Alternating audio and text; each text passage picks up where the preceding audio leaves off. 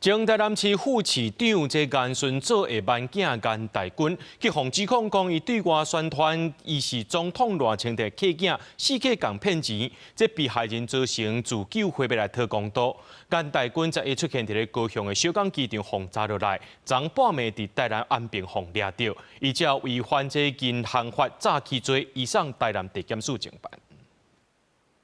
机场柜台前，这个查甫人准备要离境，互移民署查落来，伊是前台南市副市长颜顺祖的细汉后生颜大军，因为涉及假投资案，互检方认为监管对象限制出海出境，因为迄当时无区票，互伊离开。了后，颜大军的行踪成败。17半暝啊，伊经过安平区某汽车旅馆附近，互警方逮捕。也毋过，伊拒绝夜间精神，一直到18才制作笔录。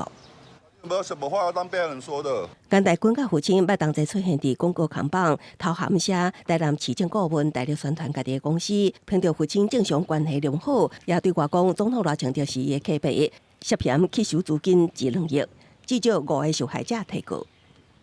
我们下一步当然是要跟他，就是我们只是想要把钱拿回来，对啊，我们一直是想要这样的。正2代吸金等案，本大队于今年5月份已掌握此情资，并主动会诊各分局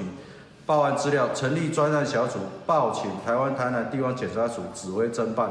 当地总统府澄清，总统无收任何客件。颜顺祖最近较无出现政坛，伫地方诊所看诊，无愿意对后生涉案出面接受访问。最近伊透过手机简讯，表达家己的心情真艰苦也真忝，希望细汉后生面对司法也面对这款人。颜大军因为违反银行法甲刑法诈欺罪，互移送台南地检署。